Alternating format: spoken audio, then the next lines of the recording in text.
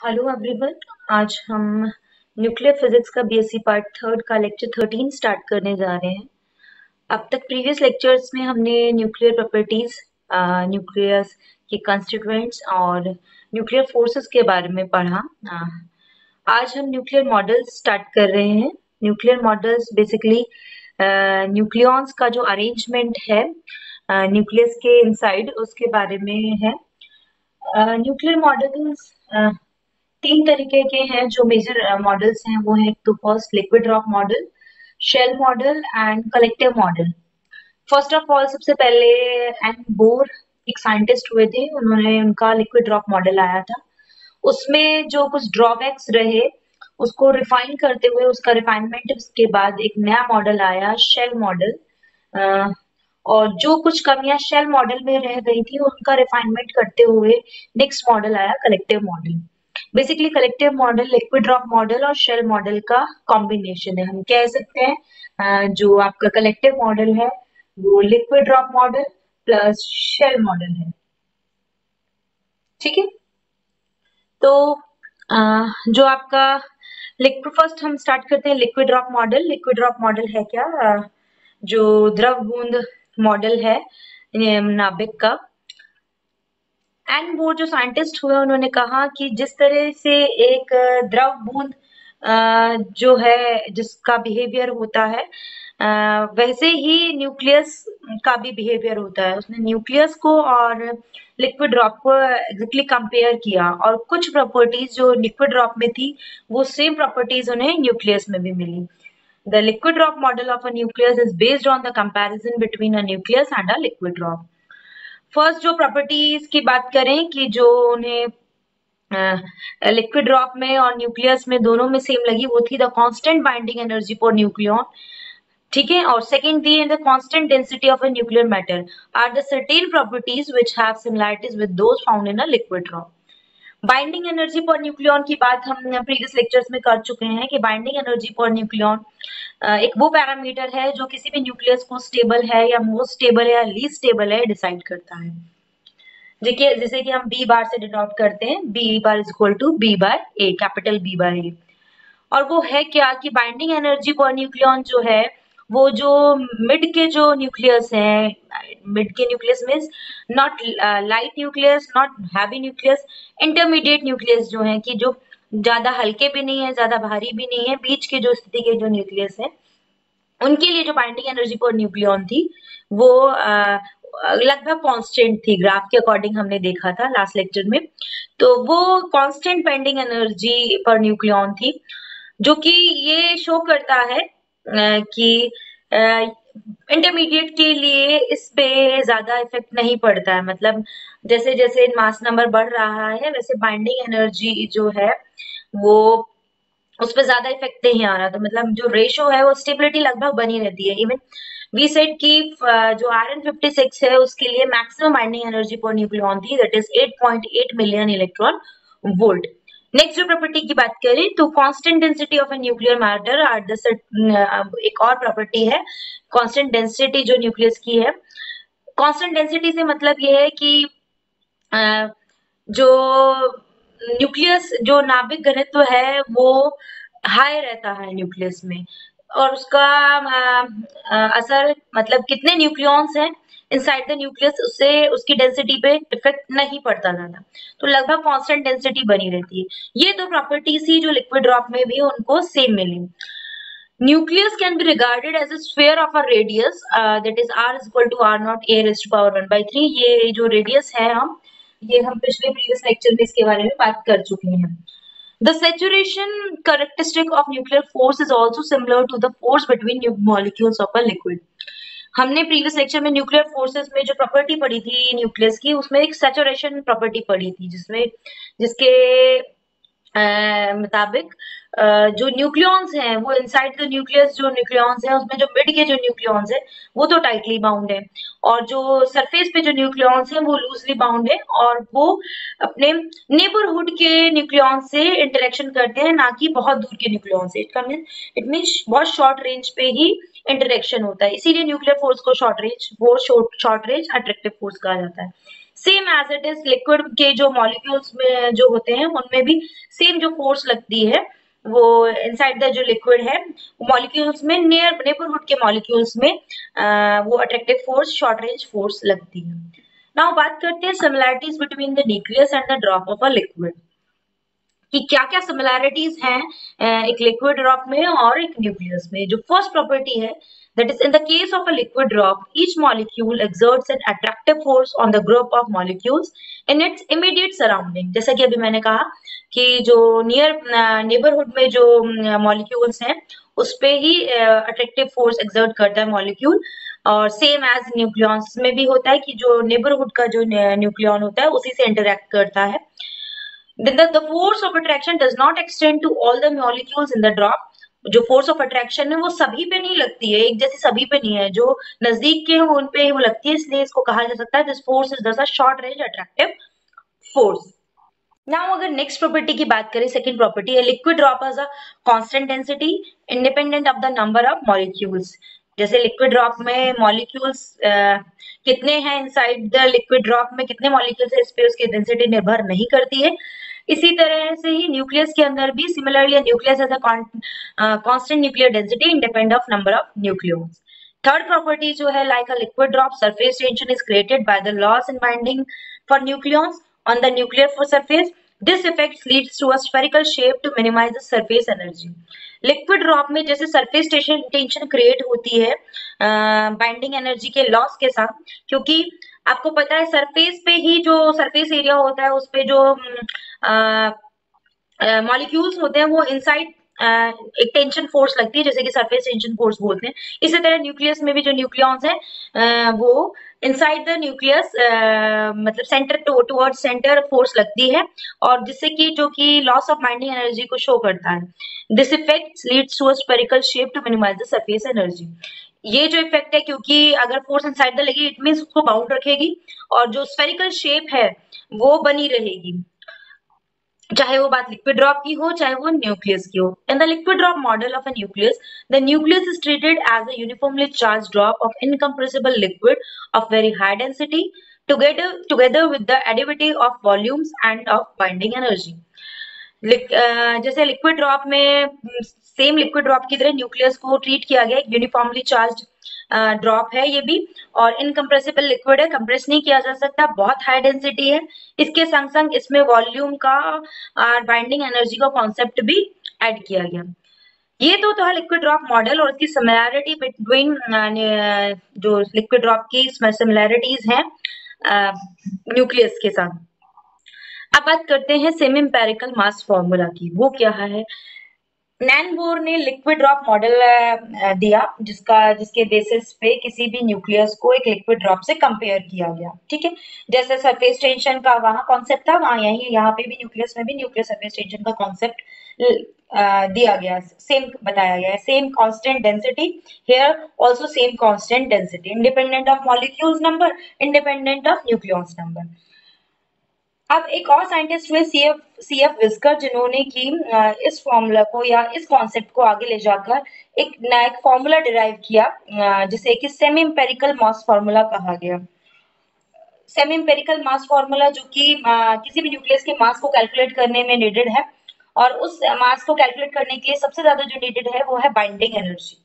तो binding energy किस तरह से कॉम्बिनेशन है सब बाइंडिंग एनर्जी किस तरह से डिवाइडेड है, किस किस पार्ट का कंट्रीब्यूशन है बाइंडिंग एनर्जी में, वो एक लिक्विड ड्रॉप से कंपेयर करने पे ही वो डिराइव कर पाए। तो नेक्स्ट हम करते हैं semi empirical mass formula.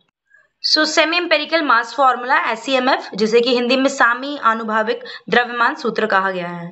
The liquid drop model of a nucleus was first proposed by N Bohr and was later used by CF Weizsacker and others to derive a semi empirical formula for the binding energy of a nucleus. ठीक है, जैसा कि मैं बोल चुकी हूँ कि whisker ने semi empirical mass formula derive किया एंड बोर ने लिक्विड ड्रॉप मॉडल को प्रपोज किया था और जो फॉर्मूला डिराइव किया है वो विस्कर ने। तो अकॉर्डिंग टू देयर थ्योरी और देयर कंसेप्ट अगर हम मान लें, हमें पता है क्योंकि किसी भी एटम का जो न्यूक्लियस है उसका जो मास कैलकुलेट किया जाता है उसके लिए इक्वेशंस कुछ इस फॉर्म में हम लिखते हैं. If there is a z proton, z electron and a minus z neutron, then the mass of atom is given by capital M. Total mass of a nucleus is equal to zmh plus a minus zmn minus eb. Here eb is binding energy, mh mass of hydrogen atom, mn mass of neutron. ठीक है. तो in the semi-empirical mass formula of MAZ based on the liquid drop model and with inclusion of asymmetric energy and pairing energy terms, the binding energy of the nucleus can be written as. अभी तक हमने volume के बारे में बात करी किसी भी न्यूक्लियस की और उसे कंपेयर किया गया एक लिक्विड ड्रॉप से. इसी तरह उसकी सरफेस टेंशन की बात करी, सरफेस एरिया की. हमें पता है कोई भी न्यूक्लियस जो है उसमें सेम लाइक पार्टिकल होंगे तो उनके बीच में किसी तरह का एक रिपल्शन होगा और वो है गुलाम एनर्जी. दो टर्म इसमें एक्स्ट्रा ऐड करी गई जिसमें जो कि है एसिमेट्रिक टर्म और पेयरिंग टर्म. इनके बारे में हम आगे पढ़ेंगे. तो जो फॉर्मूला ये है EB is equal to EV plus ES plus EC plus EA plus EP. Equation 2 इसे हमने डाल दिया, इस इक्वेशन 1 कर लिया है हमने. So this is the equation EB is equal to EV plus ES plus EC plus EA plus EP. Equation second. Now next हम हर एक पार्ट को EV को ES EC सबको डिस्कस करते हैं. फर्स्ट बात करते हैं volume part. EV that is EV. Here is EB is binding energy, बंधन ऊर्जा है. EV वॉल्यूम एनर्जी, आयतन ऊर्जा. ES is सरफेस एनर्जी, पृष्ठ ऊर्जा. EC is Coulomb energy, Coulomb ऊर्जा. EA that is asymmetric term, asymmetric energy, असमित ऊर्जा. और EP इज पेयरिंग एनर्जी, युग्मन ऊर्जा. तो पहली बात करते हैं आयतन ऊर्जा और वॉल्यूम एनर्जी की. तो वॉल्यूम एनर्जी है क्या? Nucleons are bound. ये हमें पता ही है कि न्यूक्लियस के अंदर न्यूक्लियॉन्स बाउंड है. क्यों बाउंड है? कोई ऐसी स्ट्रॉन्ग फोर्स, न्यूक्लियर फोर्स उनको लग रही है जो उनको बांधे हुए रख रही है. The nuclear binding energy is proportional to the volume of nucleus और the number of nucleus A. तो जो वॉल्यूम है वो डायरेक्टली प्रोपोर्शनल है ए के मास नंबर के, क्योंकि जैसे जैसे मास नंबर बढ़ेगा वैसे वैसे वॉल्यूम बढ़ता जाएगा. तो हम कह सकते हैं कि EV is directly proportional to V and V is directly proportional to है. तो EV is equal to AVA. A is mass number और AV is a volume constant. तो ये जितनी भी बाइंडिंग एनर्जी है वो इन terms of proton number Z और इन terms of mass number A हम कैलकुलेट करना चाहेंगे. अगर हमें मास नंबर और प्रोटॉन नंबर पता हो तो हम बाइंडिंग एनर्जी इजीली कैलकुलेट कर सकते हैं. नेक्स्ट बात करते हैं सरफेस एनर्जी की, पृष्ठ ऊर्जा. सरफेस एनर्जी, पृष्ठ ऊर्जा ES क्या है कि surface nucleons are not bound as tightly as the nucleons inside the volume. Thus energy of the surface nucleon is higher. Nuclear surface develop in the surface of nucleus same as of surface tension of liquid drop. अब हमें पता है कि किसी भी nucleus के अंदर क्या है, ये न्यूक्लियस है क्योंकि स्फेरिकल शेप में है और इसके अंदर बहुत सारे न्यूक्लियॉन्स हैं. ठीक है, हम इसको इस तरीके से डिनोट कर देते हैं कि N और P इस तरीके से हैं. ठीक है.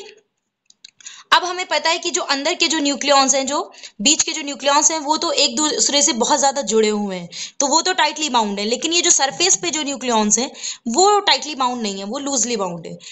तो अगर सेंटर में से अगर किसी न्यूक्लियॉन की बात करें तो वो तो चारों तरफ सभी दिशाओं में उसकी फोर्स लग रही होगी. लेकिन जो सरफेस पे जो न्यूक्लियॉन्स हैं वो क्या हो, सिर्फ और सिर्फ इनसाइड द सेंटर की तरफ ही उनकी फोर्सेस लग रही होंगी. मतलब इट मीन्स एक सरफेस टेंशन क्रिएट हो रही होगी. तो इस तरह का कुछ नेचर रहता है सरफेस एनर्जी का. एक जैसे कि लिक्विड ड्रॉप में सरफेस टेंशन डेवलप होती है, सेम एज ऑफ न्यूक्लियॉन्स की वजह से जो लूजली बाउंड सरफेस न्यूक्लियॉन्स हैं उनकी वजह से सरफेस न्यूक्लियर टेंशन डेवलप होती है. Sorry, nuclear surface tension develop होती है, जो कि हमेशा क्या होगा, जैसे जैसे सरफेस एनर्जी बढ़ेगी, सरफेस टेंशन फोर्स बढ़ेगी, बाइंडिंग एनर्जी में डिक्रीमेंट होगा, तो ऑलवेज नेगेटिव साइन आएगा. तो ES directly proportional to surface area, negative of surface area. और सरफेस एरिया क्या हो जाएगा, 4πr² और R is equal to R0 A raised to power 1/3. तो ES is directly proportional to minus of A की power 2/3. ES is equal to minus AS A raised to power 2/3. AS यहाँ surface constant है और again surface energy in terms of mass number है. Next बात करते हैं coulomb energy की, EC से जिसे डिनोट करते हैं.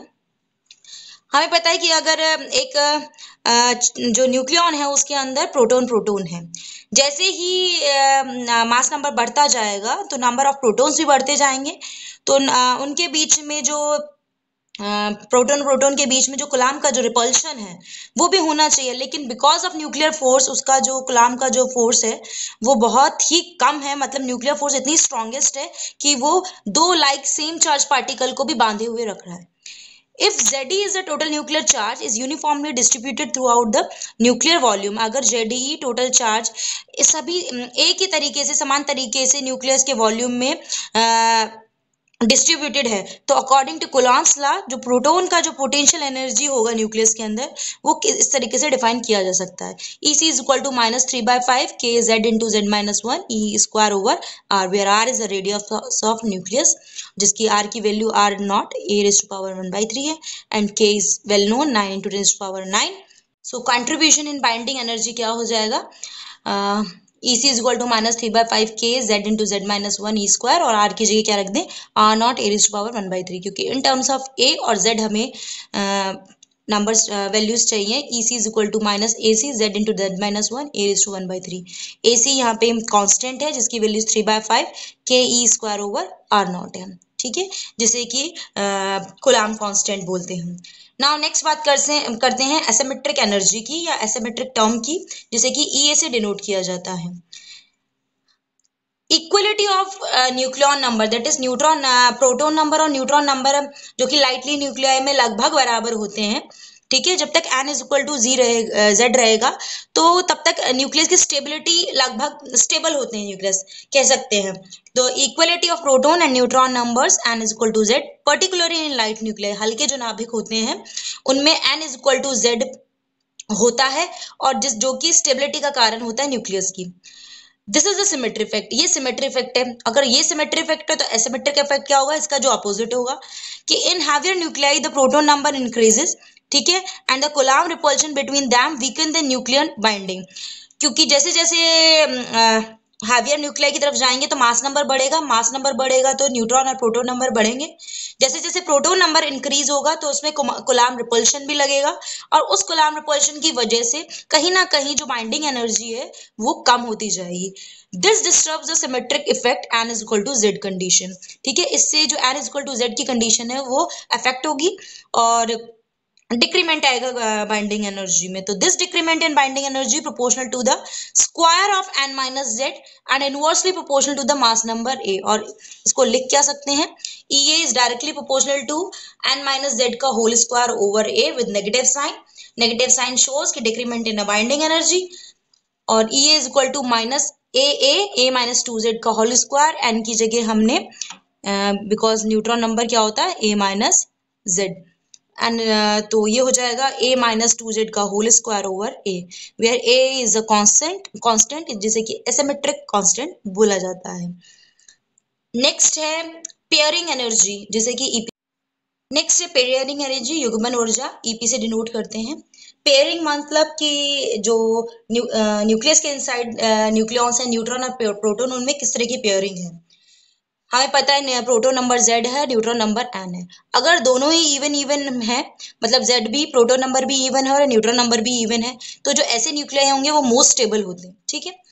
अगर इवन और ऑड का कॉम्बिनेशन है या ऑड और इवन का कॉम्बिनेशन, दैट इज अगर Z इवन है और n ऑड है या Z ऑड है n इवन है, ऐसी न्यूक्लियाई इंटरमीडिएट स्टेबिलिटी होती है, ना तो कम होती है ना ज्यादा होती है, बीच की जो है स्थिति होती है।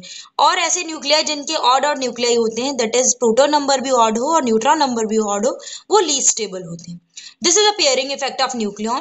On additional term is incorporated into the mass formula for binding energy. ये additional term EP pairing energy की वजह से add on करी गई है, जिसकी value EP is equal to minus AP 1 over A raised to power 3/4 होती है। AP की वैल्यू 0 होगी अगर A odd होगा, ठीक है, और A odd होगा इट मीन्स Z और N की वैल्यू या तो Z इवन होगा N odd होगा, या Z odd होगा N इवन होगा, ठीक है। AP की वैल्यू -33.5 मिलियन इलेक्ट्रॉन वोल्ट होती है। A इवन होना चाहिए, और इवन होने की कंडीशन क्या है, Z और N दोनों इवन होने चाहिए। AP plus 33.5 million electron volt होगा, A तो इवन होगा ही, कंडीशन क्या हो, Z और N दोनों ऑड हो, दोनों ऑड होंगे तो भी A इवन होगा, दोनों इवन होंगे तो भी A इवन होगा। तो on combining all this term, जो अभी तक हमने 5 टर्म्स पढ़ी हैं, volume, surface, coulomb and asymmetric and pairing term, तो जो हमारा इक्वेशन है वो किस तरह की हो जाएगी कुछ, EB is equal to AVA minus AS a raised to power 2/3 minus AC Z into Z minus 1 A over 1 A raised to power 1/3 minus AA A minus 2Z का whole square over A minus AP A raised to power 3/4। ये जो minus है ये either plus भी हो सकता है और माइनस भी होता है, डिपेंडिंग की कौन सी कंडीशन, ठीक है। Using this binding energy value in a mass formula, हमारा जो इक्वेशन है ये वाली क्या हो जाएगी, EB की जगह हम ये वाली इक्वेशन पुट कर दें। So on putting the value, ये हमारी जो इक्वेशन है वो कुछ इस तरह की हो जाएगी, M is equal to ZMH plus A minus ZMN और माइनस बाइंडिंग एनर्जी की टर्म, जो भी टर्म हमने कैलकुलेट करी थी, ठीक है।